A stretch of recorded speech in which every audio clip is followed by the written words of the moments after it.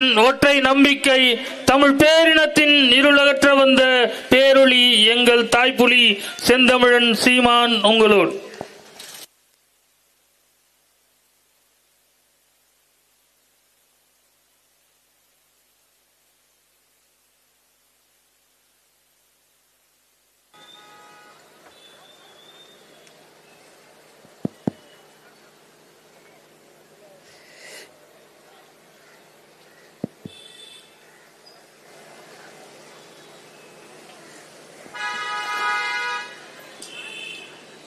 வாக்காளர்கள் சிறப்பு சீர்திருத்த சட்டத்தை எதிர்த்து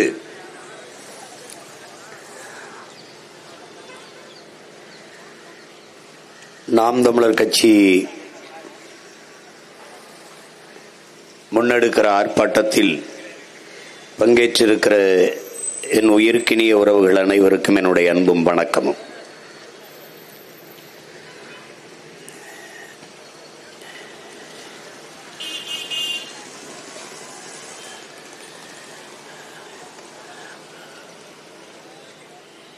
வாக்காளர்களில்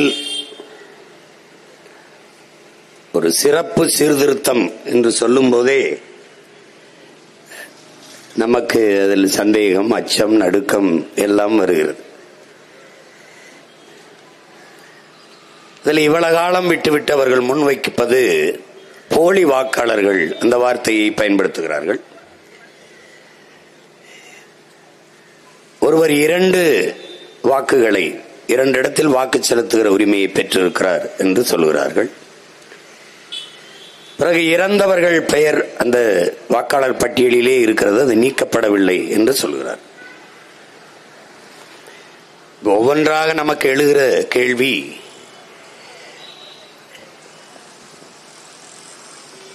வாக்காளர்களில் போலி வாக்காளர்கள் எப்படி வந்தார்கள்? இந்த போலி வாக்காளர்கள் தொடர்ச்சியாக வாக்கு செலுத்துகிறார்கள் என்று சொல்கிறீர்கள். அவர்கள் வாக்கு செலுத்துகிறார்கள் என்று உங்களுக்கு எப்போது தெரிய வந்தது? போலி வாக்காளர்கள் கணக்கில்லாது இருக்கிறார்கள் என்பதை இப்போதுதான் நீங்கள் கண்டுபிடித்தீர்கள் என்றால் இவ்வளவு காலம் என்ன செய்து கொண்டிருந்தீர்கள்? நினைவிழந்த நிலையில், கோமா நிலையில் படுத்திருந்தீர்களா? இப்போதான் கண் விழித்து பார்க்கிறீர்களா? குறிப்பாக நீங்கள் சொல்வது, ஐயா முதல்வர் ஸ்டாலின் அவர்களுடைய தொகுதியை பேட்டியிலே குறிப்பிடுகிறீர்கள். கொளத்தூரிலே 4100 வாக்கு போலி வாக்கு என்று சொல்கிறீர்கள். அந்த ஒரு தொகுதியில தான் போலி வாக்கு இருப்பதை கண்டுபிடித்தீர்களா? அல்ல நாடெங்கிலும் போலி வாக்காளர்கள் இருப்பதை கண்டுபிடித்தீர்களா? அல்ல அந்த தொகுதியை தவிர வேற எந்த தொகுதியிலும் போலி வாக்காளர்கள் இல்லையா? போலி வாக்காளர்கள் வாக்கு செலுத்தி அவர் வெற்றி பெற்றிருக்கிறார் என்றால் அந்த வெற்றி செல்லாது என்று அறிவிக்கிற துணிவு, நேர்மை உங்களுக்கு உண்டா? இவ்வளவு காலம் என்ன செய்து கொண்டிருந்தீர்கள்? 10 ஆண்டு கால பாரதிய ஜனதா ஆட்சி, இப்போது 24 வெற்றி பெற்று 2 ஆண்டுகளை தொட இருக்கிறீர்கள். இப்போதுதான் போலி வாக்காளர்கள் இருப்பதை நீங்கள் கண்டுபிடிக்கிறீர்கள். அது தமிழ்நாட்டில் ஒரே ஒரு தொகுதியில் தான் போலி வாக்காளர்கள் இருப்பது போல நீங்கள் பேசுகிறீர்கள்.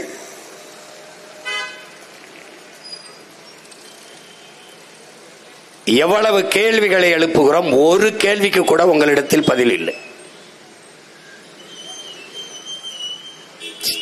திருத்தம் சரி, வாக்காளர்களில் திருத்தம், வாக்கு பட்டியலில் வாக்காளர்கள் பட்டியலில் திருத்தம் சரி. எதற்காக திருத்தம்? ஒருவர் 2 வாக்குரிமை பெற்றிருக்கிறார், ஒரு வாக்குரிமையை நீக்கணும். சரி, அதை கண்டுபிடித்து நீக்க வேண்டியது உங்கள் கடமை, தேர்தல் ஆணையத்தின் கடமை. ஒருவர் 2 இடத்தில் வாக்குரிமை பெற்றிருக்கார் என்றால் அதை கண்டு நீக்குங்கள், யாரும் எதிர்க்க போறது இல்லை. ஆனால் ஒரு கேள்வி, இவ்வளவு காலம் ஏன் நீக்காதிருந்தீர்கள்? ஒருவர் 2 வாக்கு செலுத்துகிற உரிமையை பெற்றிருக்கிறார் என்பதை எப்போது கண்டுபிடித்தீர்கள்? இறந்தவர்கள் வாக்குப்பட்டியலில் இன்னும் இருக்கிறார்கள். இறந்தவன் இறப்பு சான்றிதழை தாக்கல் செய்கிறானா இல்லையா, சமர்ப்பிக்கிறானா இல்லையா, ஒப்படைக்கிறானா இல்லையா?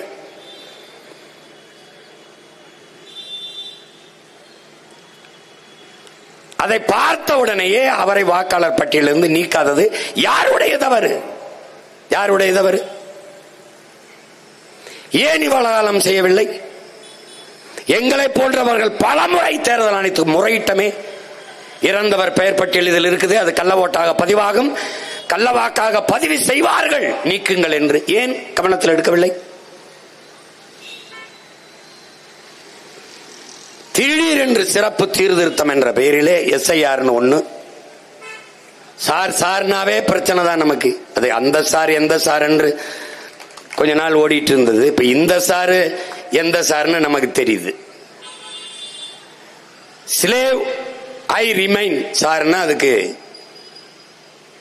விரிவாக்கம் தான். வெள்ளக்காரனை பார்த்து சார் நம்ம போட்டது ஸ்லேவ் ஐ ரிமைன். எஜமா நான் அவங்க அடிமை இன்னும் நினைவில் வச்சிருக்கேன், அதை நான் மறக்கல.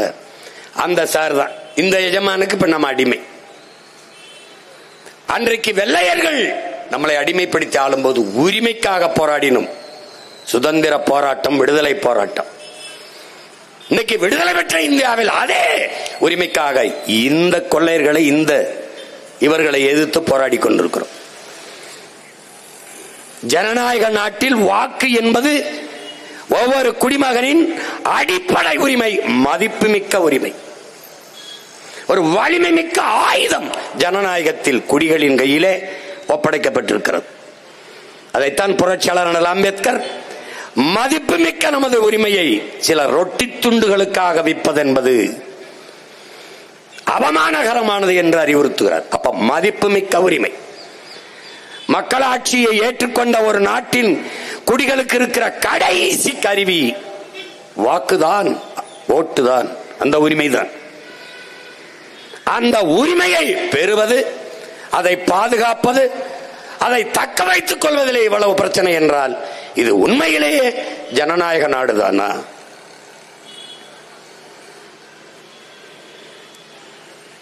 உடலில் இருந்து, இந்த உடல் கூட்டில் இருந்து என்னுடைய உயிரை பிரிப்பதும், இந்த நாட்டில் இருந்து என் ஓட்டுரிமையை, வாக்குரிமையை பறிப்பதும் ரெண்டும் ஒண்ணுதான்.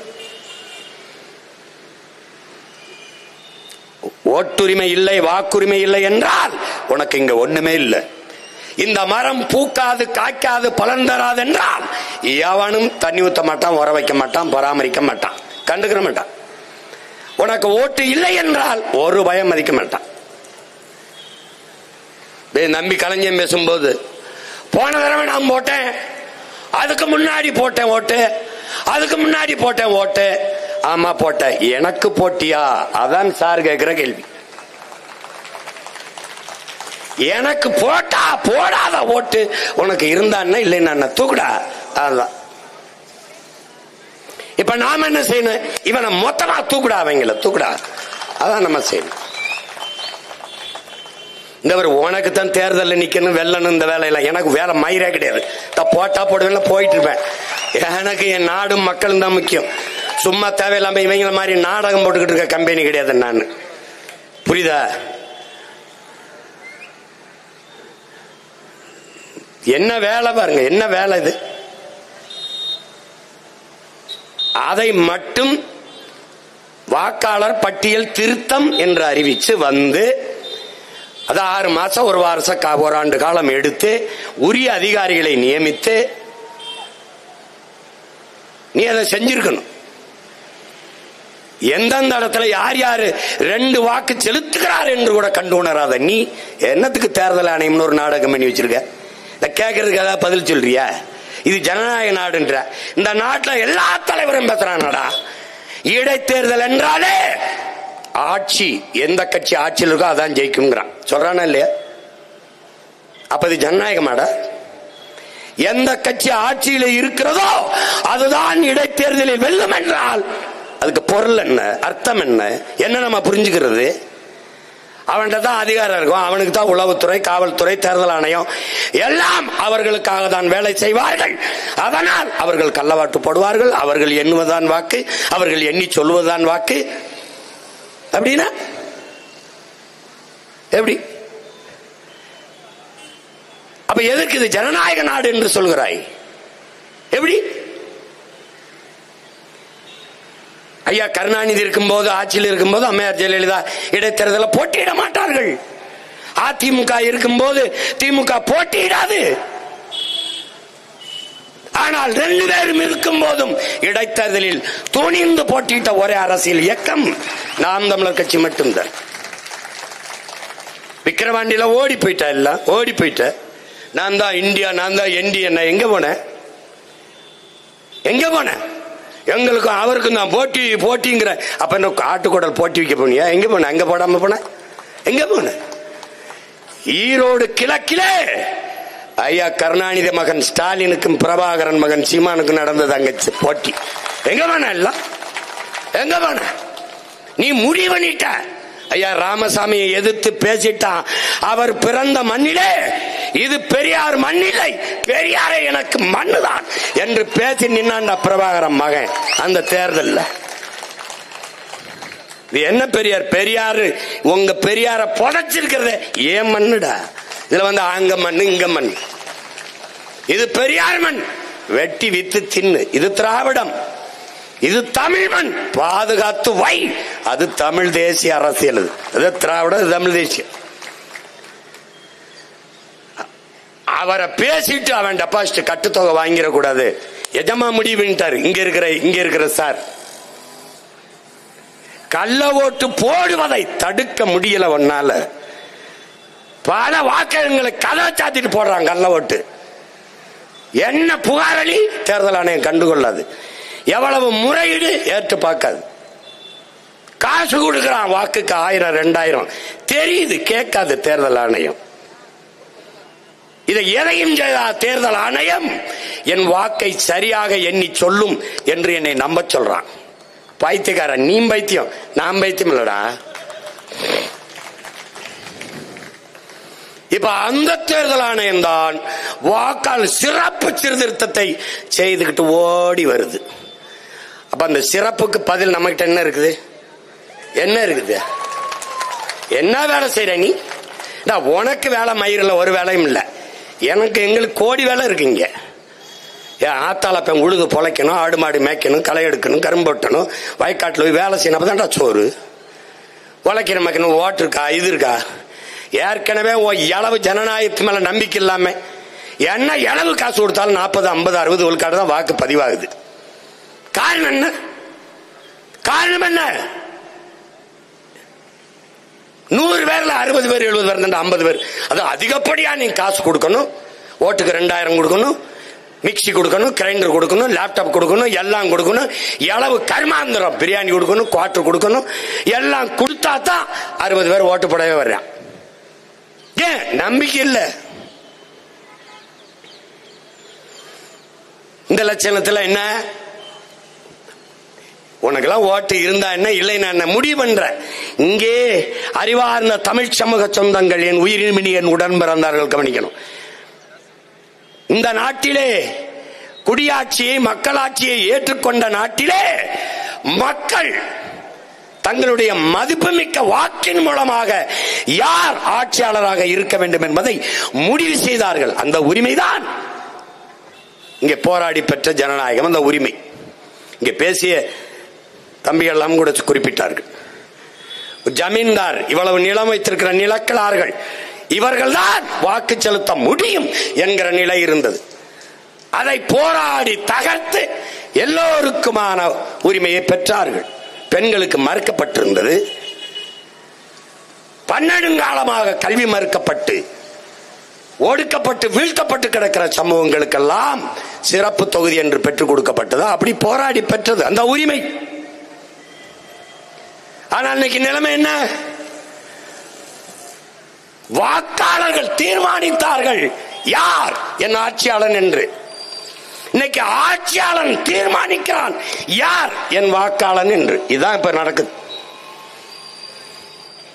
நாம கேட்கிறோமே தலைகீழ் மாற்றம், இந்த மாற்றம் தான் இங்கே நடக்குது. இந்த எஸ்ஆர் மூலம் என்ன நடக்க போகுது? சார் மூலம் எஸ்ஆர் மூலம் என்ன நடக்க போகுது? என் வாக்காளன் யார் என்பதை ஆட்சியாளன் தீர்மானிக்கிறான். இது ஜனநாயகமா என்பதை கற்றறிந்த பெருமக்கள் கற்றுக்கொண்டிருக்கிற எண்ணிலும் இலையே என் தம்பி தங்கைகள் தெளிந்து சிந்திச்சு புரிஞ்சுக்கணும்.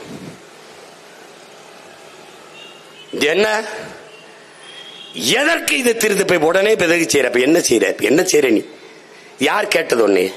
டேய் நாங்க கேட்ட எதையாவது ஒண்ணு நீ செஞ்சிருக்கியாடா? டேய் உன் மனச்சான்று சொல்றா. படிக்க பள்ளிக்கூடம் இல்லைன்னு கேட்போம், மருத்துவமனை சரியா கட்டி கொடுன்னு கேட்போம். இங்கே இருக்கிற அறிவார்ந்த என் தம்பி தங்கைகள்கிட்ட, என் அன்பு சொந்தங்களிடத்துல கேட்கிறேன், நீ விண்ணூர்தி நிலையத்தை பார், உன் அரசு மருத்துவமனையும் பார், நீ பேருந்து நிலையத்தை பார், உன் பிள்ளை படிக்கிற பள்ளிக்கூடத்தையும் பார், இவர்கள் புதைக்கப்பட்டிருக்கிற கல்லறை சமாதியை பார், உன் பிள்ளைகள் படிக்கிற பள்ளி கல்லூரியை போய்ப்பார். எது தரமா இருக்குன்னு பாருடா, எது தரமா இருக்குன்னு பார். இது ஒரு ஆட்சி முறைன்னு நீ நினைச்சுக்கிட்டு இருக்க. நீ எதை நோக்கி நகர்த்துறான்னு பாருடா, எதை நோக்கி நடத்துறான்? எப்படிப்பட்ட நாடு? இப்படி யோசிச்சு பாரு, நீ யோசிச்சு பாரு. ஒருத்த கள்ளச்சாராயம் காய்ச்சுகிறான், குற்றம். அதை போய் குடிக்கிறான், குற்றம். செத்து போறான், 10 லட்சத்தை நாடு அறிவிக்கிறது. எல்லோரும் ஓடி போய் பார்க்கிறார்கள். அந்த குடும்பத்தில் பிள்ளைகளுக்கு நாங்கள் கல்வி கொடுப்போம், குடும்பத்தில் ஒருவருக்கு வேலை கொடுப்போம் என்று சட்டப்படி அங்கீகரிச்சு காசு கொடுக்கிறான். சட்டப்படி குற்றத்தை நாடு, அது நாடு. ஒரு நடிகர், பிடித்த நடிகர் வர்றார், அவரை பார்க்க கூடுகிறான், கூட்ட நெரிசலில் சிக்கி சாகிறான், எல்லோரும் போய் பார்க்கிறான், அதுக்கு காசு. ஆனால் நாட்டு பாதுகாப்பு படையிலே எல்லையிலே நின்று போரிலே செத்து வாராண்டா ராணுவ வீரன், இங்க வாராண்டா. எத்தனை மினிஸ்டா போய் பார்த்து மேல விட்டா? இந்திய ராணுவ வீரன் தானடா. இந்திய ராணுவம், இந்திய அரசு, ஒன்றிய அரசு 1 கோடி 2 கோடி அந்த குடும்பத்துக்கு பாதுகாப்பு நிவாரண நிதி என்று அறிவிச்சதை நீங்க கேட்டதுண்டா? இல்லை. இல்ல எந்த மாநில மகனோ அந்த மாநில அரசு அறிவிச்சது உண்டா? இல்லை. விளையாட்டில் வெண்கல பதக்கம், வீடு உண்டு, காவல்துறை அதிகாரி பதவி உண்டு, கோடி கோடியாக பணம் உண்டு, எல்லாம் உண்டு.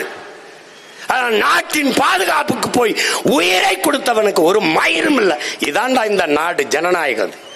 கேவலம்டா, கேவலம்டா. அப்ப எப்படா வருவான்? நாட்டு பாதுகாப்புக்கு போய் நான் செத்தன்னா, நாட்டுக்காக செத்தால் என் வீட்டை என் நாடு பார்க்கும் என்ற நம்பிக்கையை இந்த நாடு கொடுத்துருக்காடா ஒரு குடிமகனுக்கு. எப்படா அவன் பாதுகாப்பு படையில வச்சிருவான்? பைத்தியக்காரா, பைத்தியக்காரா. கேவலம், கேவலம்.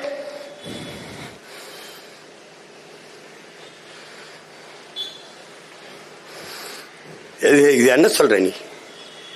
எவராவது பேசுவார் அந்த கருத்து? இது எவ்வளவு பெரிய பாதிப்பு. இந்த கொண்டு வரவன் யாரா? இந்த எஸ்ஐஆர கொண்டு வர்றது, இந்த சிறப்பு சீர்திருத்தத்தை கொண்டு வரவன் யாரு? ஒரே ராத்திரில பணம் செல்லாதுன்னு சொன்னவங்க. பணம் செல்லாது. காரணம் என்ன? ஊழல் லஞ்சம் ஒழியும், கருப்பு பணம் ஒழியும். ஒளிஞ்சதா? ஒளிந்ததா? பிறகு அதற்கு எல்லா இடங்களிலும் அமலாக்கத்துறை சோதனை, வருமான வரி சோதனை நடக்கிறது. ஏன் ஒளியல? எத்தனை ஈடி ரைடு போடுற, போட்ட இடத்துல எல்லாம் பணம் வாங்கியிருக்க. நீயே ஊழல் ஒழிப்பாய் நாங்க நம்பணும். எப்படி? இந்த கேள்வியை கேட்காதவன் நீ எது எப்படி எப்படி உன்னால தூங்க முடியுது உனக்கு? சரி, பணம் செல்லாதுன்னு சொன்ன போது நீ சொன்ன காரணம் என்ன? ஊழல் லஞ்சம் ஒழியும், கருப்பு பணம் ஒழியும். அப்படின்னா எதுக்கு இவ்வளவு வேறு வீட்டில் விரட்டி வெட்டி எடுக்கிற? நீ பணம் செல்லாது என்று சொன்ன போது 50 நாளில் சொர்க்கத்தில் வைப்பேன் உங்களை என்று நம்முடைய மாண்புமிக்க பிரதமர் அறிவித்ததற்கு செத்து பல பேர் சொர்க்கத்துக்கு போனான் வழியே ஒருத்தரும் போல. அந்த காலத்தை நினைவுபடுத்தி பார். எத்தனை பேர் வீதியில நின்னா, வங்கிக்கு முன்னாடி நின்னா, முதல் நாள் 2 நாள் முன்னாடியே போய் பணத்தை மாத்துறதுக்கு 1 லட்சம் கோடியில இல்லடா, 5000 10,000 மாத்திரணும்னு போய் நின்னவன் எத்தனை லட்சம் பேர்னு பேர். என் கேள்விக்கு பதில் சொல்றா. ஒரு பணக்காரன் வங்கி வாசல்ல பணத்தை மாத்தா நின்னானா ஒருத்தனை சொல்றான். உன்னுடைய நண்பர்கள் அதானி அம்பானி எவனாவது அவன் பணம்லாம் எப்படி மாறிச்சு? பதில் யாருக்கு இருக்கு? யார் சொல்லுவா? யார் சொல்லுவா? பணம் செல்லாதுன்ட்டு போயிட்ட. எவ்வளவு அறிவாளி நீ? 2000 ரூபாய் அடிச்சு கொண்டாந்த 2000 தான் 1000 ரூபாய் செல்லாதுன்ட்ட.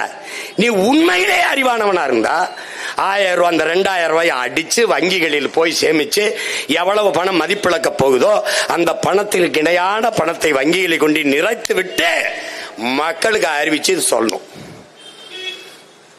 ஆனால் நீ அறிவிச்சுட்டு போய் அச்சடிச்சுக்கிட்டு இருக்க. இப்ப எங்க 2000 ரூபாய் செல்லுமா? யாராவது சொல்லு. இப்ப 2000 ரூபாய் செல்லுமா? செல்ல. அப்பெல்லாம் என்ன தெரியுது? வேலை இல்லாத ட்ரெய்லர் இருக்காருல்ல, தையல்காரர், வேலை இல்லைன்னா யானைக்கு டவுசர் தப்பாருன்னு சொல்லுவாங்க எங்க ஊர்ல. அவர் சும்மா இருக்கிறதுக்கு பதிலாக சும்மா இருக்கும்னு யானைக்கு ஒரு டவுசரை தப்பம். அந்த யானைக்கு டவுசர் தக்கிற பயிர்கள்ட்ட போய் நீ ஆட்சியை கொடுத்துட்டு அவன் என்ன பண்றதுன்னு தெரியாம ஒரு யானைக்கு தப்போம், அப்புறம் பூனைக்கு தப்போம், அப்படி தச்சுக்கிட்டு இருக்கான். ஏன்னா இதெல்லாம் ஒரு மனுஷன் இந்த இது செய்யற வேலையா? செஞ்சா சரி செஞ்சா. அடுத்து இன்னும் ஒரு பெரியது பாருங்க, பயங்கரவாதம் ஒளிந்து விடும். அறிவார்ந்த பெருமக்களே, என்னை பெற்ற பேரன்பு மிக்க தமிழ் சொந்தங்களே, என் உயிரினுமினிய உடன் பிறந்தார்களே, ஆழ்ந்து கவனியுங்கள். பயங்கரவாதம் ஒளிந்து விடும் பணம் செல்லாதுன்னா. எந்த பயிலும் பணத்தை பரிமாறிக்கிறது இல்ல பயங்கரவாத இயக்கங்கள்ல. ஒரே செலாவணி உலகம் பூரா செல்ற தங்கம் தான், அததான் பரிமாறிப்பான். இப்ப பணம் செல்லாது என்று சொன்னீர்கள், பயங்கரவாத ஒழியும் என்று சொன்னீர்கள். எப்படி புல்வாமா மாவட்டத்தில் தாக்குதல் நடந்தது? காஷ்மீரிலே மிக சென்சிட்டிவ் ஏரியா, உயர் பாதுகாப்பு பகுதி, 5 கிலோமீட்டருக்கு ஒரு தடவை சோதிக்கிற உயர் பாதுகாப்பு பகுதியிலே 500 கிலோ வெடிகுண்டை வெடிமருந்தை ஏற்றி கொண்டு வந்த கார் எப்படி வந்தது? சோதிக்காமல் எங்க போய் புடுங்கிட்டு இருந்தா? பதில் இருக்கா? ஒண்ணும் கிடையாது. 40 ராணுவ வீரனை கொன்னு போட்டு போயிட்டான். யாரோட தவறு? யாருடைய தவறு? எங்க பயங்கரவாதம் ஒளிந்தது? எங்கே ஒளிந்தது? இந்த நாட்டு குடிமகனா உனக்கு ஆதார் இருக்கணும். எல்லாத்துக்கும் ஆதார் தான். ஆதார், நீ எல்லாத்திலையும் ஆதார இணைக்கணும். ஆதார் ஆதார் ஆதார். ஒரு வருஷம் 2 வருஷம் ஓட்டினாங்க. அப்ப அங்க உள்ள வந்தவன்ட்ட ஆதார் கேட்காம எங்கேயும் உதார் விட்டுக்கிட்டு இருந்த என்ன பண்ணிட்டு இருந்த? உள்ள வந்தான்ல, அவன்கிட்ட வாங்காம என்ன பண்ண? எங்கே போனது ஆதார்? எங்கே போனது உன்னுடைய பாதுகாப்பு பணி? என்ன செய்தது உன்னுடைய உளவு படை? சொல்லு. அவன் தான் சொல்றானடா அந்த காஷ்மீர் ஆளுநர், நான் அப்படியே ராணுவ விமானத்துல விண்ணூர்தியில இறக்கி போய் நம்ம வீரர்களை அங்க இறக்கி விட்டுருவோம்னு நான் சொன்னதை இவர்கள் கேட்கவில்லை என்கிற. பேருந்தில் ஏற்றி விட்ட, அவ அடிச்சு மோதி கொண்டு போயிட்டான். 40 பேர் உயிரற்ற உடலை அடுக்கி தேர்தலில் வாக்கு பறிக்கிறதுக்கு அந்த நேரம் இலங்கையில் ஒரு தாக்குதல் நடக்குது. புல்வாமால இந்த தாக்குதலை காட்டி இது போல தாக்குதல் தொடராமல் இருக்க எங்களுக்கு வாக்கு செலுத்துங்கள். எப்படி இருக்கு பாருங்க. அப்ப ஒரு போர் அறிவிக்கிறது, கொல்லும் போது விட்டுறது, அப்புறம் ஒரு போர். அது ஒரு அக்கப்போர். இங்க இருந்து போய் யாரும் இல்லாத பொட்டல்ல குண்டை போட்டு திருப்பி வந்துடுறது. நடந்ததா இல்லையா? சிரிக்காத. பொய் சொல்லிட்டு இருக்கேன்னா? பொய் சொல்றேன்னு நினைக்கிறேன் நீ பைத்தியக்கார. திருப்பி பயங்கரவாதம் ஒளியுது. பகல்காம்ல ஒரு சுற்றுலா தலம், ஒரு நாளைக்கு 30,000 பேர் கூடி கலைறான். தெரியுது. அங்கே காவல் நிலையம் இல்ல, அங்கே பாதுகாப்பு ராணுவ வீரர்கள் இல்ல. ஏன் இல்ல? ஏற்கனவே பிரச்சனைக்குரிய பகுதி காஷ்மீர், உலகத்துக்கே தெரியுது, உனக்கு தெரியுது. அப்ப அங்க இடத்துல என்ன பண்ணி இருக்கணும்? மற்ற இடங்களை விட கூடுதலாக பாதுகாப்பை நீ வலுப்படுத்தி இருக்கணும். ஏன் செய்யல? ஒரு விண்ணுறுதியில பயணிக்க விடுறியா? எங்களை நுழையும் போது ஆதார் காட்டுங்கிற காட்டுறோம், உள்ள போகும்போது முன்னாடி திரும்பு, பின்னாடி திரும்பு, இதை கலட்டு, பெல்ட் கலட்டு, சாக்ஸ கலட்டு, அதை கலட்டு, இதுக்குள்ள அதை வச்சிருக்கியா, இதை வச்சிருக்கியா? ஏய், நீ என்ன நீ பாதுகாக்கிற? இந்த ஐயப்பமார்கள் இந்த விரதம் இருந்து 40 நாள் விரதம் இருந்து அந்த இருமுடியை தூக்கிட்டு போறான். என்ன கொண்டு போறான்? தேங்காய் எண்ணெயும் தானடா. உனக்கு தெரியாதா? அது அதான் சோதிக்கிறீல, அத வெளியில வரும்போது தேங்காயும் நெய்யும் தானே இருக்கு. அதை எதுக்கு தடுக்கிற நீ? எதுக்கு தடுக்கிற நீ? எதுக்கு தடுக்க? இதை தடுக்கிற. அவன் டெல்லியில வந்து குண்டு வச்சு காரில் வெடிக்கிறான், வேடிக்கை இருக்கான். உன்னை என்ன செய்யலாம்? என்ன செய்யலாம் சொல்லு? நீ யோசிச்சு பாரு, எப்படிப்பட்ட நாட்டில் நம்ம மாட்டிக்கிட்டு இருக்கோம் மட்டும் பாரு. நான் திரும்ப சொல்றேன் பாரு, இந்த பைத்தியக்கார பயில்கள்ட்ட நம்ம வசமா சிக்கிக்கிட்டு ரொம்ப கஷ்டப்படுறோம். அதை நீ புரிஞ்சுக்கவேன். பூராமே அரைமண்டல். இந்த முழு மெண்டல் வந்து பிரச்சனை கிடையாது. அது என்ன செய்யும் பாரு, நல்லா முழு பைத்தியமா இருக்கணும் பாரு. அப்படியே இந்த காதலன் படத்துல தம்பி பரத் தெரியும் பாரு, அப்படி அது வாடுக்கு சொரிஞ்சுக்கிட்டு தெரியும். அது அதைத்தான் தெரிஞ்சுக்கிட்டு அப்படியே பண்ணிக்கிட்டு இருக்கும். இந்த அரைப்பைத்தியம் இருக்கு பத்தி, அரைப்பைத்தியம் அதுதான் அடுத்தவனை போய் கடிச்சு வைக்கும், கிள்ளி வைக்கும். இது அரைப்பைத்தியம் பூரா அரைப்பைத்தியம். ஏன் வச்சிருக்கேன்னா சும்மா அதை அளந்து விடாருன்னு சொல்லக்கூடாதுல, அவன் சொன்னதை காட்டணும்ல, அதுக்கு தான். இது துண்டு சீட்டு இல்ல, உண்மை சீட்டு. ஏன்னா அவரா ஏதோ சொல்றாருங்க, ஐயோ நீ கொடுத்ததா அந்த எடுத்துட்டு இருந்திருக்கீங்க. அந்த பகல்காம்ல தாக்குதல் நடக்குது. ஒரு கேள்விதானே, எங்களை பயணிக்கும் போது இவ்வளவு சோதிக்கிற நீ, அவன் எல்லையை தாண்டி உள்ள பயங்கரவாதி வந்தான்ல, பார்டர்கள் நுழைஞ்சு, அவன்கிட்டயே நீ ஆதார் கேட்கல, அவனையா நீ சோதிக்கல? 200 கிலோமீட்டர் உள்ள வந்திருக்கான், என்ன பண்ணிட்டு இருந்த? வந்து மக்களை சுட்டு கொன்னு அவன் படம் எடுத்து அப்படி தன்படம் செல்ஃபில எடுத்து பேசி பேட்டி கொடுத்து போயிட்டு விட்டா ஹாய் அப்படின்னு போறான். அதுவரை நீ என்ன பண்ண? டம்னு சத்தம் படம் ஒண்ணு குவிஞ்சிருக்க வேணாமா? வீரர்கள், பாதுகாப்பு படை வீரர்கள் வரல. அங்கிருந்து பாதுகாப்பு அவன் வெளியேற வரை விட்டு விட்டு ஆபரேஷன் சிந்தூர் 10 நாள் கழிச்சு அந்த போர் தொடுத்து கொண்டு நம்புறான். போர் நடந்ததா, என்ன நடந்து எதுவுமே தெரியாதா. நம்ம முழிக்கிறோம்ல, எதுக்குடா சாரு எஸ்ஐஆர் போட்டு என்னடா ஓட்டு, யாரா எவனோ ஒரு பரதேசி பைய போலி வாக்கு 4 இடத்துல போட்டதுக்கு நாம பலியாயித்திரம் பாரு. புரியுதா உனக்கு? இதான் இங்க இருக்கிற சிக்கல். இப்ப கார்ல குண்டு பிடிச்சவன் யாரு? பயங்கரவாதம் ஒளியமென்றீர்களே பெருமக்களே, ஒளியலையே, அப்ப தோற்று விட்டீர்கள். ஒரு பொது மன்னிப்பு, வருந்துறேன், தவறு நடந்துருச்சு சொல்லுவீர்களா?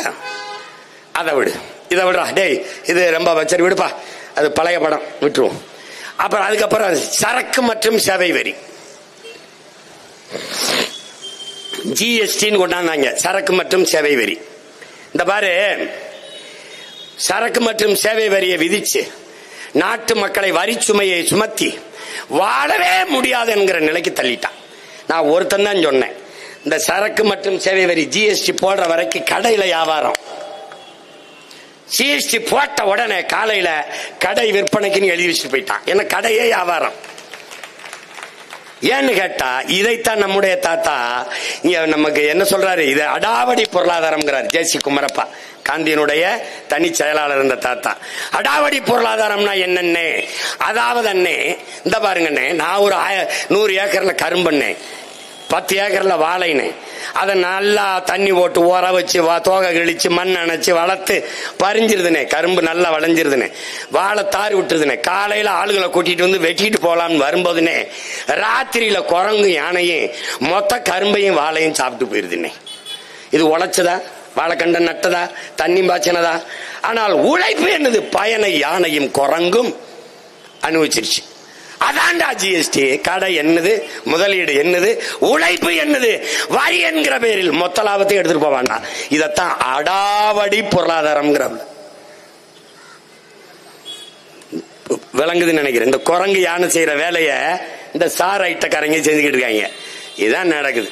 இப்ப இந்த சரக்கு மற்றும் சேவை வரியில் 2 முறை நாட்டின் நிதியமைச்சர் மதிப்பிற்குரிய மாண்புமிக்க அம்மா நிர்மலா சீதாராமன் அவர்கள் 200 பொருட்களுக்கு ஜிஎஸ்டியை குறைச்சிருக்காங்க. எப்பவெல்லாம் வடமாநிலங்களில் தேர்தல் வருகிறதோ அப்பெல்லாம் சரக்கு மற்றும் சேவை வரி குறைக்கப்படும்.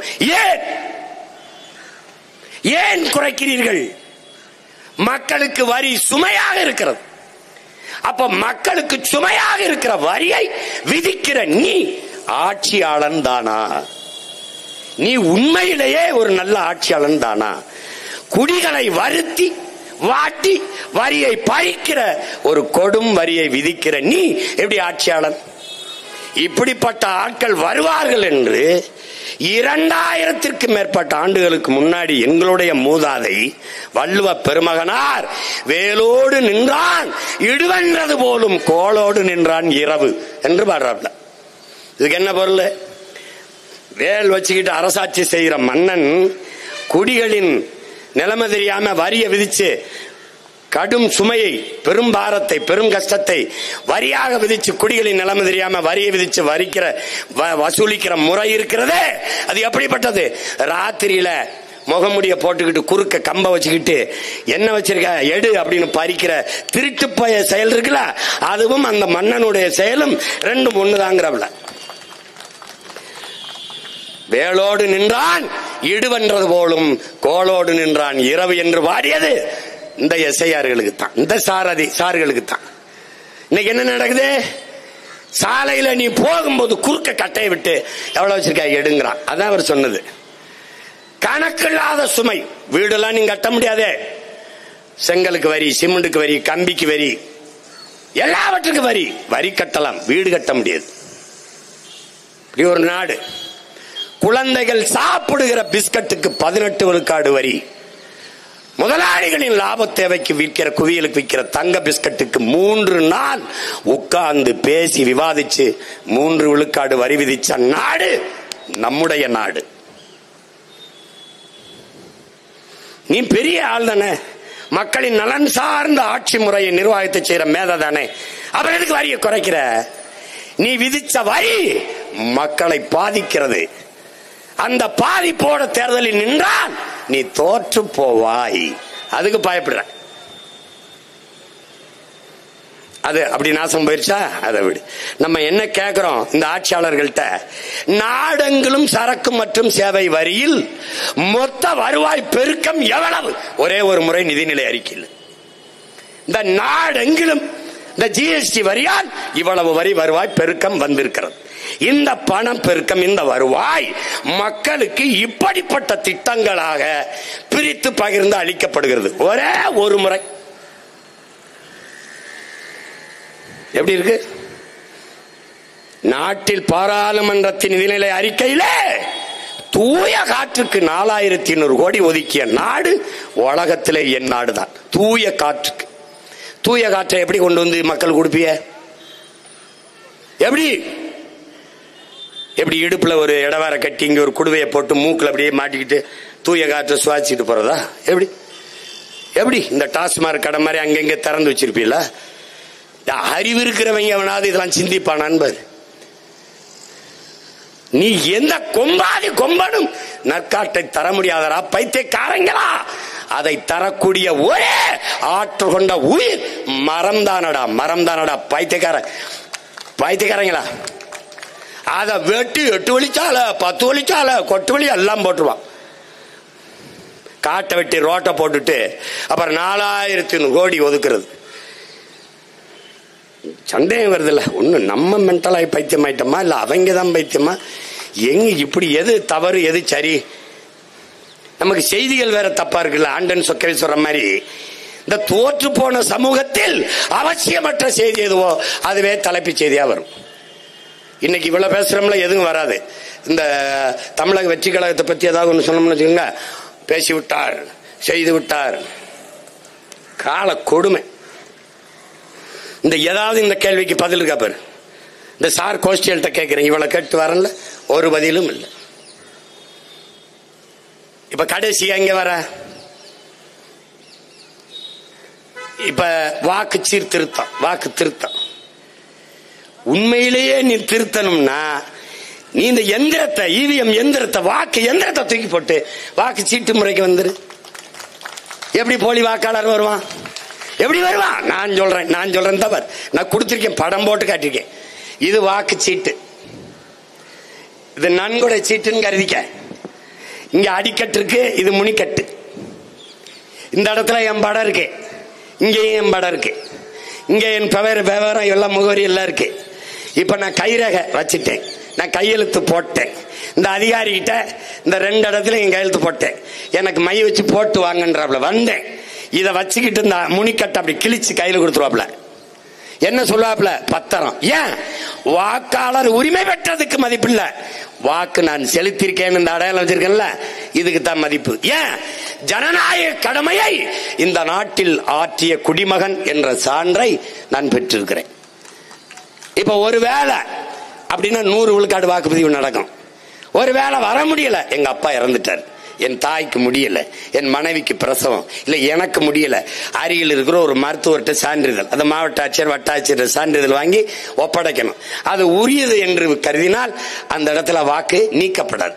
இல்லை என்றால் அவர் உரிய ஜனநாயக கடமை ஆற்றவில்லை என்று அவருக்கு வாக்காளர் உரிமை நீக்கப்படும், குடும்ப அட்டை நீக்கப்படும், மின் இணைப்பு துண்டிக்கப்படும், நீர் விநியோகம் துண்டிக்கப்படும். 1 மணி நேரம் நீ வரிசையில் நின்று வாக்கு செலுத்த முடியல. தேச துரோகம் என்பதும் பயங்கரவாதம் தீவிரவாதம் என்பதும் தெருவுக்கு தெரு குண்டு வைப்பதோ கொள்ளையடிப்பதோ வளங்களை சுரண்டுவதோ லஞ்சம் ஊழல் பெறுவதோ அல்ல. வரிசையில் நின்று வாக்கை செலுத்தி தனக்கான அரசை, ஒரு நல்ல அரசை தேர்வு செய்ய தவறுகிறதும் தேச துரோக குற்றம்தான், ஜனநாயக துரோகம்தான். அப்படிப்பட்ட தேச துரோக குற்றவாளிகளுக்கு உரிமை எதற்கு? என் தாத்தன் எத்தனை ஆண்டுகளுக்கு முன்னாடி வாக்குக்கு காசை கொடுப்பவன் பாவி, அந்த காசை வாங்கி கொண்டு வாக்கு செலுத்துகிறவன் தேச துரோகி என்று என் தாத்தா தெய்வ திருமகன் எத்தனை ஆண்டுக்கு முன்னாடி தேச துரோக குற்றத்தை தொடர்ந்து செய்கிறார்கள். இப்ப இந்த முறையை கொண்டு வந்தீங்கன்னா ஒரு வய ஓட்டு போடாம இருக்க மாட்டான், எல்லா வரிசையில் நிப்பான். இங்க கள்ள ஓட்டுங்கிற பேச்சு கிடம் இல்லையா? இந்த வாக்ககத்தில் 500 வாக்குகள் தான் இருக்கிறது என்றால் நீ எண்ணும் போது இந்த முனிக்கட்டை எண்ணுவா ஓட்ட 500, அடிக்கட்டை எண்ணுவா 500 சமமா பொருந்தது. டேலியாவது கள்ள ஓட்டு இல்ல. சொல்றது சரிதானே? நீ வா, இது திருத்தம், சிறப்பு சீர்திருத்தம், இதை செய்ய மாட்டேன். ஏன்? உனக்கு அறிவு கிடையாது. இதை செஞ்சுட்டா என்ன ஆயிரும்? நான் நின்றுவேன், நீ நடுத்தருவில் நின்றுவேன். அதான் பிரச்சனை. நீ இன்னும் இந்த ஓட்டு பெட்டிய அருமை சகோதரர் 60 லட்சம் 65 வாக்கு பீகார்ல தூக்கிட்டாங்க. தூக்குவான், எந்திரத்தை தூக்கி போடா, வாக்கு முறைக்கு வாடா. உலகத்துல எந்த நாடு இந்த இவிஎம் எந்திரத்தை தயாரிச்சு கொடுக்கிற? ஜப்பான் மைக்ரோ எலக்ட்ரானிக் சிப் அந்த நிறுவனம் பயன்படுத்துதா? அந்த நாடு. நீ போற்றுகிற அமெரிக்கா பயன்படுத்துதா? ஐரோப்பிய நாடுகள் பயன்படுத்துதா? 3 நாடு, நைஜீரியா, இந்தியா, பங்களாதேஷ் தூக்கி போட்டு போயிட்டான். நீ இதை இன்னும் கட்டி பிடிச்சிருக்க. ஏன்? உன் மேல உனக்கு நம்பிக்கை இல்லை. இந்த பெட்டி 2 பெட்டி வச்சிருக்க. லெப்ட் ஹேண்ட் இந்த மணி பெட்டி, ரைட் ஹேண்ட் இந்த ஓட்டு பெட்டி. அது நோட்டு பெட்டி, இது ஓட்டு பெட்டி. That's all.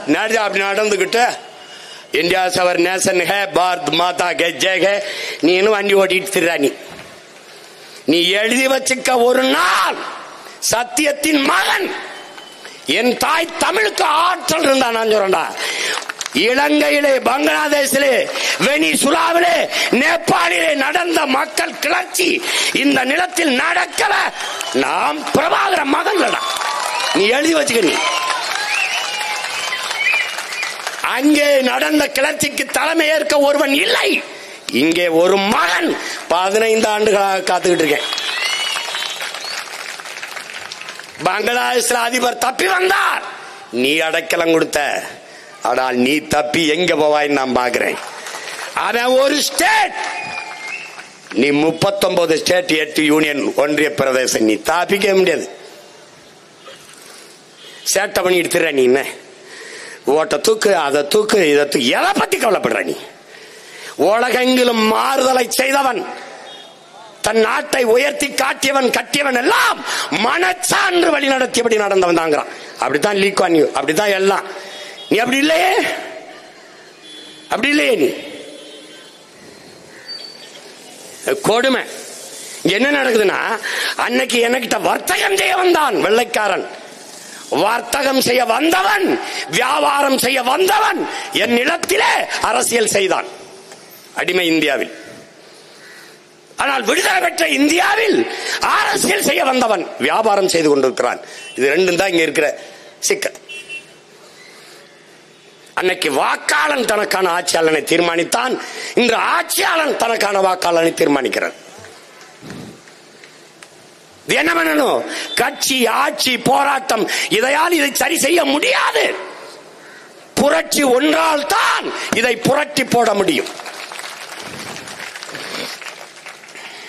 மக்களின் கிளர்ச்சி, புரட்சி ஒன்றுதான் உலகத்தில் இத்தனை மாறுதல்களை கொண்டு வந்திருக்கிறது.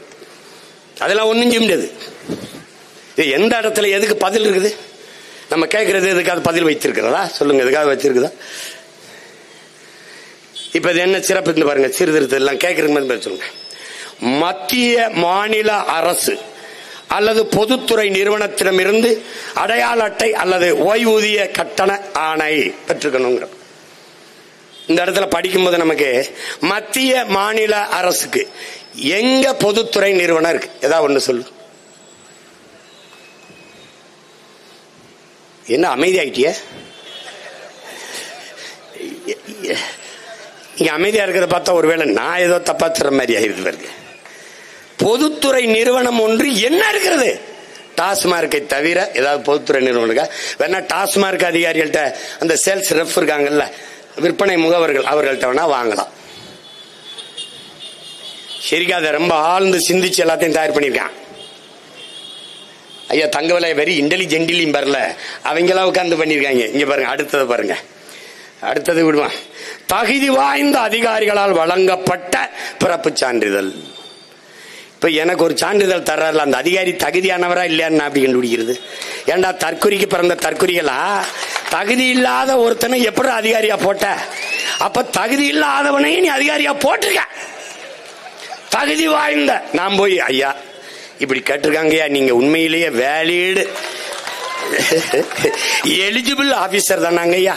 ஐயா ஏன் அப்படி கேட்கிற? யோ உனக்கு கொழுப்பா போயா அப்படின்னு. இல்லையா கேட்டிருக்கிய தகுதி வாய்ந்த அதிகாரி. ஒருவேளை நான் போனதுக்கு அப்புறம் நீக்கிவிட்டு உனக்கு கையெழுத்து போட்ட அதிகாரி தகுதியானவர் இல்லைன்ட்டானா நான் என்னையா பண்றதுன்னா அவன் என்ன என்னங்க பண்ணுவேன் பாருங்க.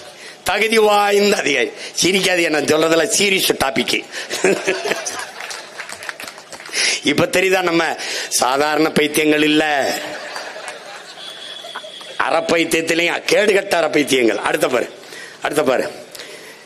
இந்திய அரசால் வழங்கப்பட்ட பாஸ்போர்ட். சரி, அதுக்கு அங்கீகரிக்கப்பட்ட வாரியம் அல்லது பல்கலைக்கழகத்திலிருந்து மெட்ரிகுலேஷன் அல்லது கல்வி சான்றிதழ். மெட்ரிகுலேஷன் இதுல பெற்ற கல்வி சான்றிதழ். சரி, எங்க ஆத்தால பண்ணி எங்க போய் பல்கலைக்கழக மெட்ரிகுலேஷன்ல வாங்குவான் சொல்லுங்க? 5 மணிக்கு காட்டுக்கு போயிட்டு பொழுது சாஞ்சு 6-7 மணிக்கு தான் வீட்டுக்கு வருவேன். தகுதி வாய்ந்த மாநில அதிகாரியிடமிருந்து பெறப்பட்ட நிரந்தர குடியிருப்பு சான்றிதழ். அதுக்கும் தகுதி வாய்ந்த இருக்கணுங்க. அதுல இப்ப எங்களை செம்மஞ்சேரி, கண்ணகி நகர், கல்லுக்குட்டா, பெரும்பாகத்துக்கு தூக்கி போட்டேன். இப்ப என்னை எடுத்துக்கிட்டீங்கன்னா நானே யாரெல்லாம் எதுக்கு நானே மாடல், நானே முன்மாதிரி. நான் ஆலப்பாக்கத்தில் இருக்கும்போது ஓட்டுரிமை எடுத்தேன். இப்ப அங்க இல்ல, அந்த வீடை மாத்திட்டு கடற்கரை சாலைக்கு போயிட்டேன். என் முகவரியை தேடி இங்க ஆலப்பாக்கத்துக்கு போனீங்கன்னா நான் இல்லைன்னு வரும் தூக்கிடுவேன். அந்த தூக்குற சீமா இந்த சீமான்னு உனக்கு தெரியாது, ஏதோ ஒரு சீமா போடா இல்ல. எப்படி எனக்கு பதட்டமே, இந்த 234 வேட்பாளர்ல எத்தனை பேருக்கு ஓட்டு இருக்கும்னே எனக்கு தெரியும். ஆமா, நான் பாட்டுக்கு போட்டுட்டு அவன் பிப்ரவரி 7, அதாவது நீங்க பேசும்போது 6 மாசம் என் தம்பி கார்த்திகை, டேய் நவம்பர் 4 ஆரம்பிச்சு பிப்ரவரி 7 வெளியீடு. இதுல எங்க 6 மாசம் வருது? நவம்பர் முடிஞ்சிருச்சு, இப்ப டிசம்பர், ஜனவரி, பிப்ரவரி 7 3 மாதம் தான். 7 அவர் முழு இந்த வாக்காளர் இதையும் வெளியிட்டுவாரு. ஒருவேளை அதுல இல்லைன்னா கதை முடிஞ்சது. ஐயா என் ஓட்டு இல்ல, ஐயா என் ஓட்டு இல்ல அப்படின்னு. இங்க நாங்க அவன் வீட்டே காணம்னு போயிட்டு நீ என்ன ஓட்ட காணும் போயா போயா போயா, அவ்வளவுதான் ஜனம். எப்படி என் மக்கள் எப்ப போராட வருவான்னு தெரியுதா?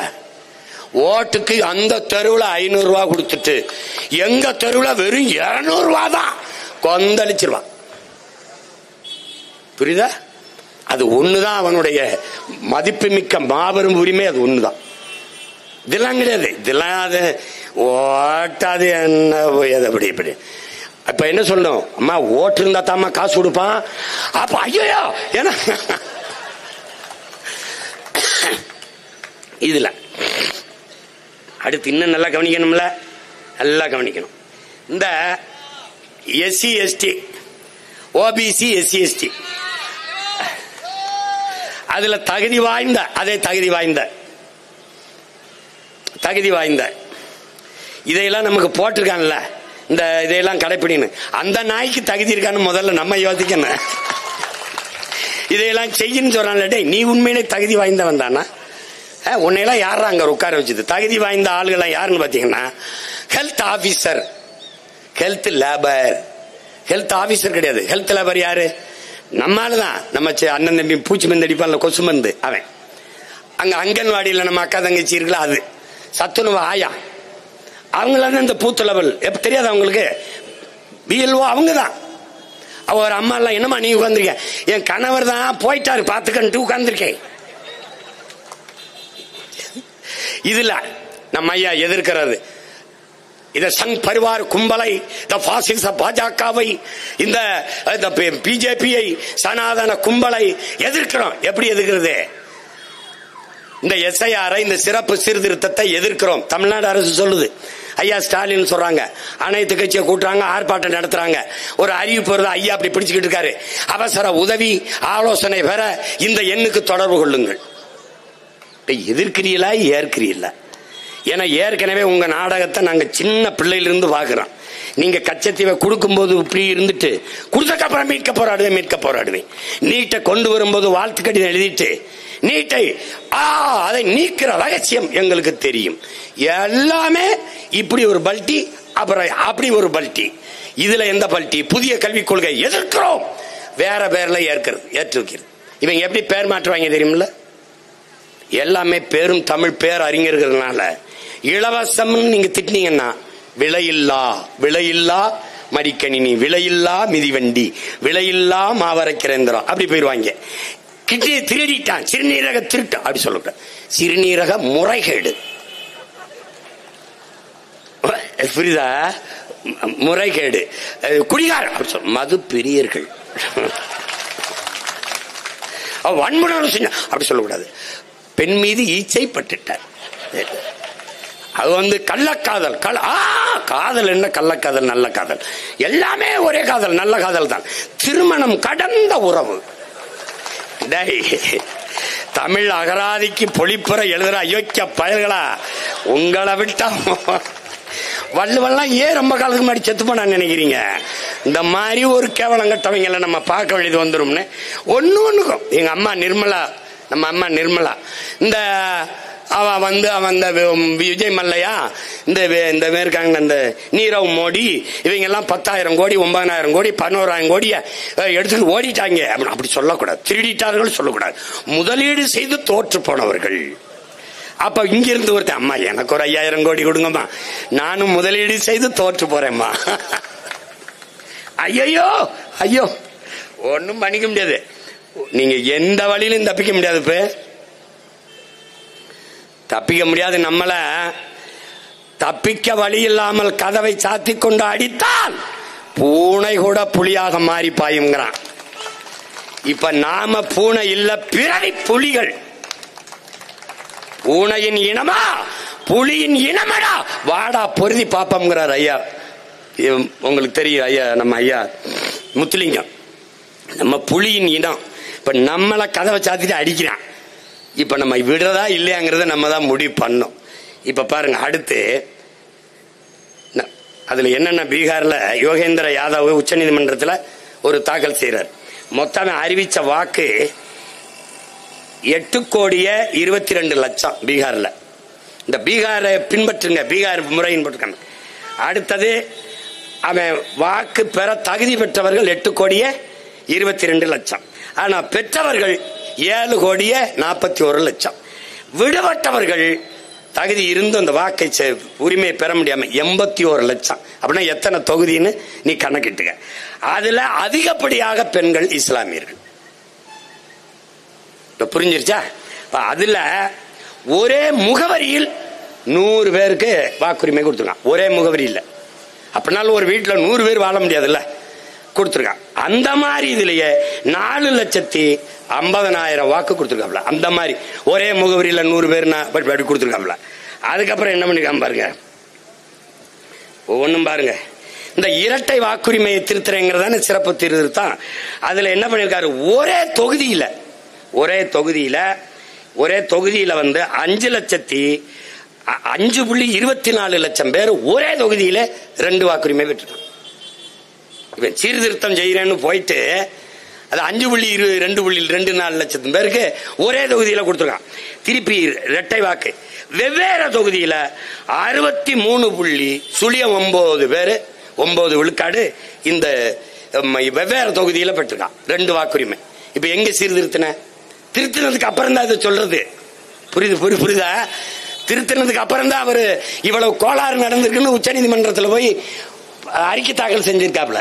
அவர் குழு ஆய்வு செஞ்சு இதெல்லாம் தெரிஞ்சுக்கிட்டு தான் மதிப்புமிக்க மாண்புமிக்க நீதிமன்றம் அதை நிறுத்து, இதெல்லாம் சரி பண்ணிட்டு எடுக்கலாம்னு சொல்லல. நீ 2 வாரத்துக்குள்ள பதில் மனு தாக்கல் பண்ணு தமிழ்நாடு அரசு கிட்ட கேக்குது. நம்ம தமிழ்நாடு அரசு எப்படி பதில் மனு தாக்கல் பண்ணுதுன்னா, இந்த எஸ்ஐஆரை வேகமா செயல்படுத்துது. இந்த பிஎல்ஓ இந்த பூத் லெவல் ஆபீசரை போட்டது ஐயா ஸ்டாலின் அரசு தான். ஆனால் எதிர்க்கிறேன் என்று இங்க ஒரு நாடகம்.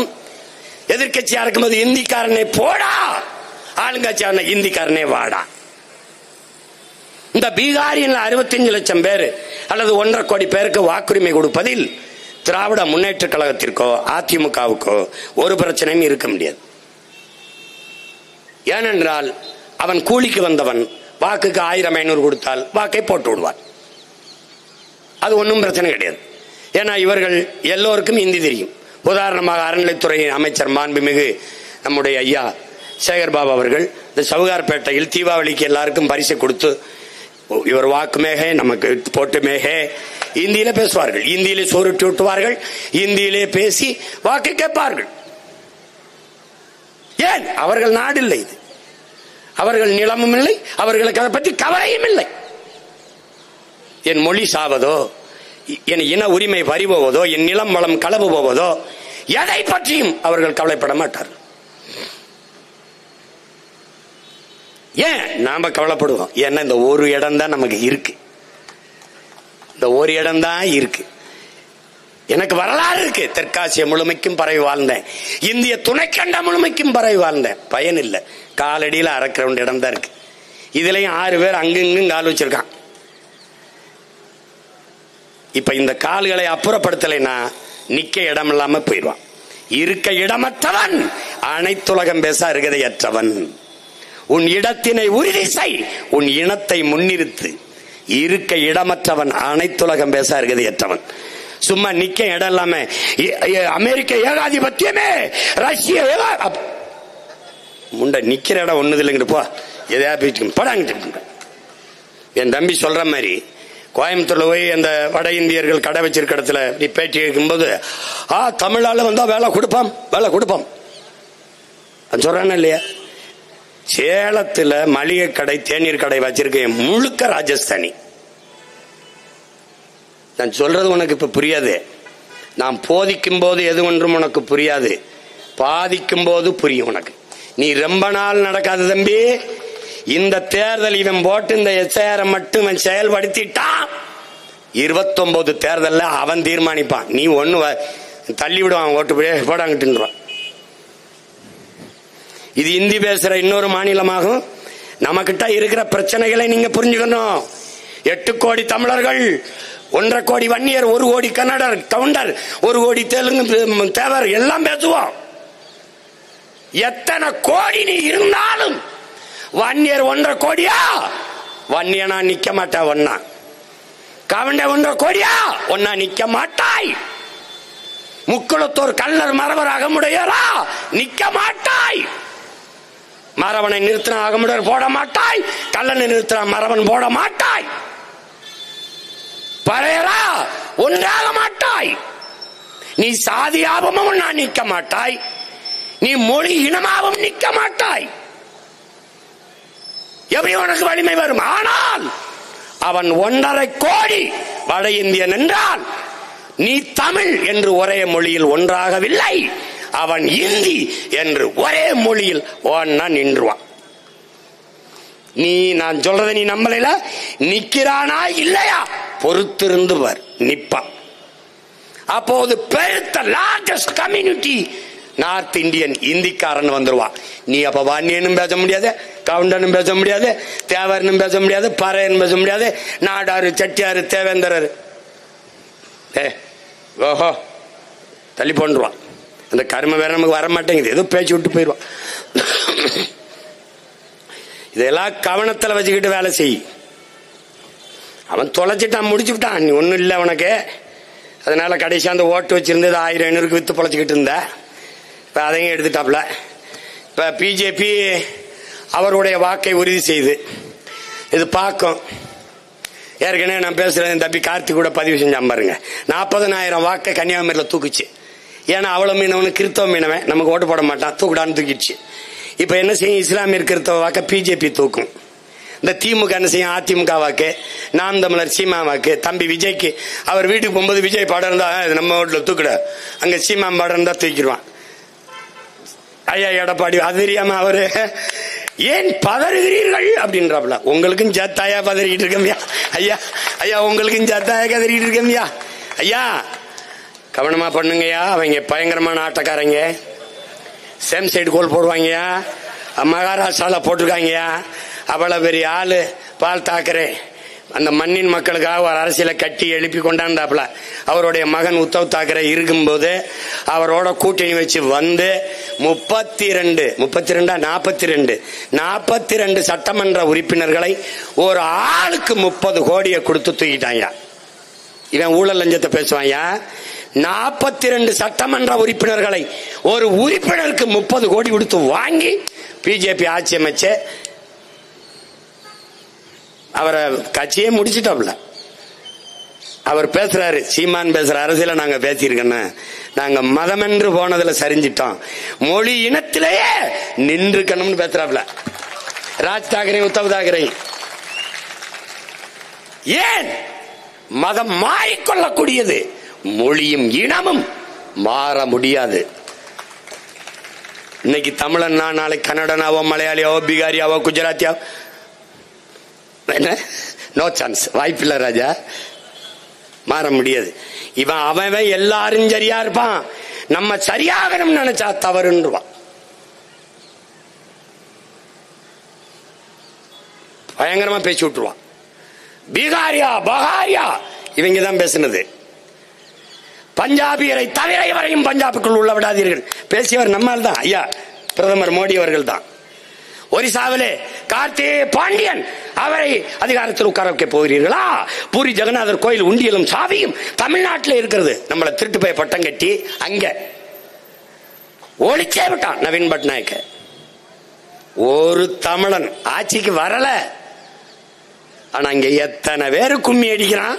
நான் ஒருத்தன் கத்துறேன், நீ என்ன சேட்டை பண்றான் பாருங்க. நான் என் நிலம், என் உரிமை, என் தேசிய இனத்தின் இறையாண்மை என்று பேசும்போது பாசிசம், செப்பரேட்டிசம், சாவனிசம், பிரிவினைவாதம், பக்கவாதம், முடக்குவாதம், நீ எத்தனை நாள் பேசுறா, எவ்வளவு பேர் வேணாலும் பேசுறா. ஆனால் ஒரு நாள் நான் வெல்வேன், இதை யாவானும் மறைக்க முடியாது.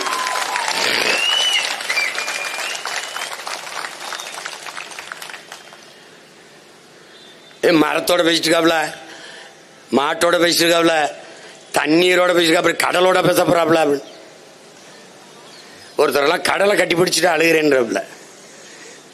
உன்னை எல்லாம் பள்ளிக்கூடத்தில் சேர்த்து படிக்க வச்சான்ல உங்க ஒப்பன் வாத்தியார், அவனை சொல்லணும். கடல்னா என்னன்னு தெரியல உனக்கு, தண்ணினா என்னன்னு தெரியல, மரம்னா என்னன்னு தெரியல. உனக்கிட்ட எல்லாம் ஆட்சியாதிகாரத்தை கொடுத்தோம்னாடா எங்களை சொல்லணும்டா. பைத்தியக்கார பயில்கள்கிட்ட கொடுத்துட்டு எல்லாம் தந்தா, முத்து தந்தா, பவளம் தந்தா, சத்துக்கு மீன் தந்தா, நண்டு தந்தா, எறா சுறா எல்லாம் தந்தா, தாகத்துக்கு தண்ணி தந்தா, குளிக்க தண்ணி தந்தா அவளை நாம குப்பையாக்கணும், அழுக்காக்கணும். குடிக்க தண்ணி தந்தா அவளை குப்பை கிடங்காக்கணும். நச்சு நீரை அழுக்க கொண்டு அவன் மூஞ்சில ஊத்தணும். கடலை கடலாவா வச்சிருக்க நீ? உனக்கு காமெடியா இருக்கு. கொந்தளிச்சு எழுந்தால் தரையில் இருந்து 3 கிலோமீட்டருக்கு தண்ணி தான் இருக்கும்ன்றான். பாத்துக்க நீ. பூமிக்கென்று செல்ல குழந்தைகள் யாரும் கிடையாது. இப்ப என் வீட்டுல என் மனைவிக்கு செல்லம் இருக்கு. கிளி அவளுக்கு செல்லம், இந்த இசை இயல் எல்லாம் செல்லம், வெண்பா செல்லம், அப்படி இருக்கு. எனக்கு யாரும் அங்கே வீட்டில் செல்ல, நான் அது கெஸ்ட் ஹோல் தான், போய் வர்றதுனால வருவான் போவான், யாரோ வந்து போறான் அப்படின்னு நினைச்சுக்கிருக்காங்க. நிறைய பேருக்கு விருந்தாளி வந்து போற மாதிரி போய் செல்லம் இருக்கு. ஆனால் பூமிக்கென்று யாரும் செல்லம் கிடையாது, எல்லாரும் ஒரே மாதிரிதான். ஆனால் தனக்கென்று பேரிடர் வந்தால் ஒருத்தனை மிச்சம் வைக்க மாட்டான். தாய்மை புனிதமானதுதான். ஒரு பெருவெள்ளம் ஆற்றிலே இந்த கரையில நிற்கிற குரங்கு தன் ஒரே குட்டியை தோளில் தூக்கி கொண்டு அக்கறைக்கு போக ஓடுகிறது, நீஞ்சுகிறது. தோல் மேலே தன் குட்டியை ஏற்றி கொண்டு போகுது. போட்டு காற்றேன் பார் காட்சியை. அப்படியே ஓடுது வேக வேக வேக வேகமா. இந்த குட்டி குரங்கு தாயின் கழுத்தை தலையை அழுத்துது. இருக்கு கரை போயிடலாம். ஆனால் தன்னை உள்ளே அழுத்தி தன் உயிரை இழக்கிற நிலைமைக்கு தள்ளிருமோ தன் குட்டின்னு குட்டியை தள்ளி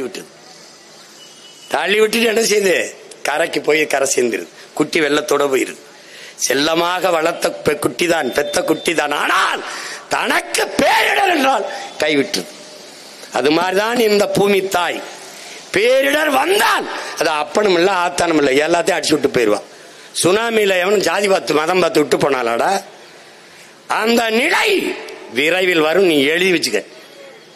ஆனா நம்ம அடிச்சுட்டு போகும்போது பக்கத்துல வந்தேன்னா, நான் அன்னைக்கே சொன்னலடா கேட்டியா, இந்த வேலையை அவ செய்வான்னு செஞ்சிருவா. நம்மளால எழுதுறான்ல தம்பி, 70 விழுக்காடு தண்ணி தம்பி, 30 விழுக்காடு தான் நிலம் தம்பி. அதுல சரி மாதிரி 2 30 10 விழுக்காடு காடு இருக்கணும். என்ன இருக்கணும்? 3 1 பங்கு காடு இருக்கணும். அப்ப 20 விழுக்காட்டு நிலத்துல இருந்துகிட்டா நீ இம்படி சேட்டை பண்ணிட்டு அப்படின்னு வச்சுக்க. தரையிலிருந்து சரியா 3 கிலோமீட்டர் உயரத்துக்கு நிலமங்கும் தண்ணி தான் இருக்குன்றான். இப்படி இருந்திருக்கா இல்லையா? இருந்திருக்குல்ல. கடல் கொண்டு போனோம், பகிரில் ஆற்றணும், பன்மலை அடுக்கத்தெல்லாம் பார்த்திருக்கீங்கல்ல நீங்க. குமரி கண்டம் உங்க கண்டங்க, உப்பு கண்டம் இப்ப எங்க இருக்கு? அவர் ஐயா ஒரிசா பாலு பூம்புகார்ல பாடுற அந்த பாடுற உள்ள மூலிகை கிடக்கு உன்னுடைய நகரம் சொல்றான் இல்லையா? அது மாதிரி ஒரு நாள் நீ மூலிகை கிடப்ப. கவனமா இரு. இப்ப என்ன பண்றது இவங்களேன்னு தெரியல. எனக்கு குழப்பமா இருக்கு. காலையில இருந்து என்ன பண்றேன்னு தெரியல. எப்படி பிள்ளைகள் விழிப்புணர்வோடு இருந்து அவரவர் வாக்கை தக்க வைக்க பார்க்கணும். தேர்தல் ஆணையத்திற்கு, இந்திய ஆட்சியாளர்களுக்கு, குறிப்பா தமிழ்நாட்டை ஆளுகிற ஐயா ஸ்டாலின் அவர்கள் நீங்க எதிர்க்கிறேங்கிறதுல எங்களுக்கு நம்பிக்கை வரல. ஏன்னா நீங்க ஒரு பக்கம் இதை எடுத்துக்கிட்டு இருக்கிறீங்க, ஆனா எதிர்க்கிறேன்றீங்க. உண்மையிலே எதிர்க்கிறதுனா நீங்க அனைத்து கட்சி கூட்டத்தை கூட்டினது உங்க கூட்டணியில் இருக்கிற கட்சியை கூப்பிடுறீங்க. அப்ப நீங்க சட்டசபையில கூட்டி ஒருவேளை ஐயா எடப்பாடி எதிர்த்து பேசினா நீங்க எதிர்த்து தர்க்கம் செஞ்சு இவ்வளவு பேராபத்து இருக்கு அப்படின்னு நீங்க ஒரு தீர்மானத்தை போட்டு தமிழ்நாடு ஒத்துழைக்காது என்ற தீர்மானத்தை நீங்க கொண்டு வந்திருக்கணும். அதை செய்யல.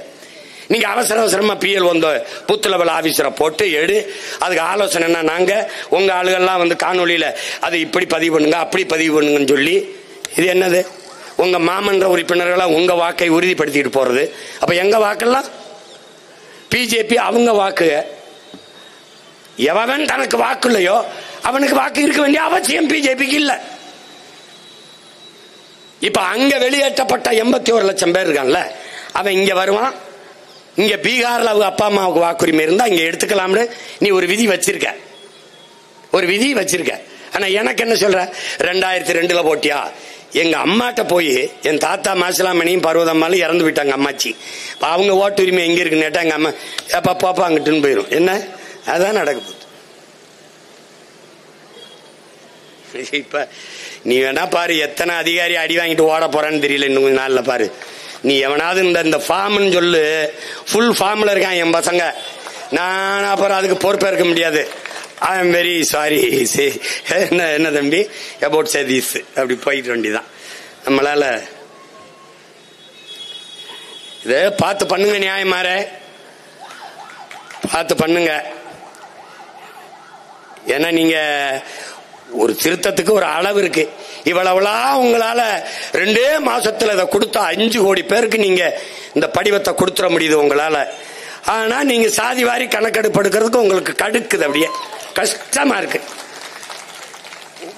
ஒரு 10 நாள்ல 5 கோடி பேருக்கு இந்த படிவத்தை கொடுக்க முடியற உங்களால, வீடுக்கு கொடுக்கறவங்களால வீடுக்கு குடிவாரி கணக்கெடுப்பு எடுத்துட முடியாதா? முடியும், செய்யக்கூடாது. அதை எடுத்தா எங்களுக்கு லாபம் வந்துடும். அதனால பிரச்சனை.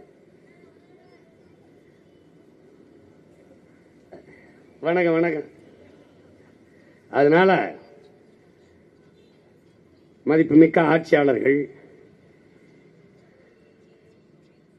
குறிப்பாக தமிழ்நாடு அரசு எதிர்க்கிறது என்றால் முழு ஈடுபாட்டோடு அதை எதிர்த்து இதை தடுத்து இந்த எஸ்ஐஆர் இந்த சிறப்பு வாக்காளர் சீர்திருத்தத்துக்கு ஒத்துழைக்க முடியாது, எடுக்க முடியாது. இந்த வணிக வரித்துறை அதிகாரிகள் சொன்னது போல எல்லாருமே ஒத்துழைக்க மறுத்து மக்களும் ஒரு பெரிய போராட்டத்தை அங்கங்கே செய்து இதை தடுக்கணும். இந்த இரட்டை வாக்கு இறந்தோர்கள் வாக்கு செலுத்த அவர் பேர் இருப்பது கள்ள வாக்கு, இதெல்லாம் தடுக்கணும் என்றால் ஒரு காலம் எடுத்து சரியான அதிகாரிகளை கற்றறிந்த பெருமக்களை அனுப்பி அவர்களுக்கு போக்குவரத்து செலவு உரிய ஊதியம் எல்லாம் கொடுத்து பயிற்சி முகாம் நடத்தி எதை எங்கே நீக்கி அது இந்த அவசரமாக நவம்பர் 4 அறிவிச்சு பிப்ரவரி 7 முடிவு பெறும் என்கிறீர்கள். இந்த காலத்தில் தேர்தல் நெருங்கி கொண்டிருக்கும் போது யார் யார் எந்த கட்சியோட கூட்டணி, யார் யார் எங்க என்னன்னு எல்லாம் பேசிருக்க காலத்தில் நீங்க திடீர்னு இந்த வாக்கையே சரி பண்ணோம்னா என்ன தம்பி, மேல கூரை பச்சை வண்ணத்துல போடலாமா மஞ்சளா போடலாமான்னு யோசிச்சுட்டு இருக்கும் போது கீழே அடித்தளத்துல குண்டை வச்சு தகர்த்திக்கிட்டு இருந்தீங்கன்னா ரொம்ப கஷ்டமாயிரும். அதனால மதிப்புமிக்க, மாண்புமிக்க, மேன்மை மிக்க, பெருமை மிக்க, போற்றத்தக்க ஆட்சியாளர்கள் கொஞ்சம் கவனத்தில் எடுத்து செய்யுங்க நியாயமாரே. இல்லைன்னா எங்களுக்கு இந்த தேர்தல் போட்டியெல்லாம் மயிரே போச்சுன்ட்டு தருவா இறங்கி ஒரு ரூபாயா ஓட்டு போட முடியாது, நீ எவன் நிக்க முடியாது. பெரிய சிக்கலாய் போரும் பாத்துக்க. ஒழுங்கா அதை கைவிட்டுட்டு தேர்தலுக்கு அப்புறம் 29 தேர்தலுக்கு இடையில இந்த சிறப்பு செருப்பு திருத்தத்தில் அப்புறம் வச்சுக்க. புரியுதா? அன்பா சொல்லும் போது கேட்டுக்க. நன்றி, வணக்கம்.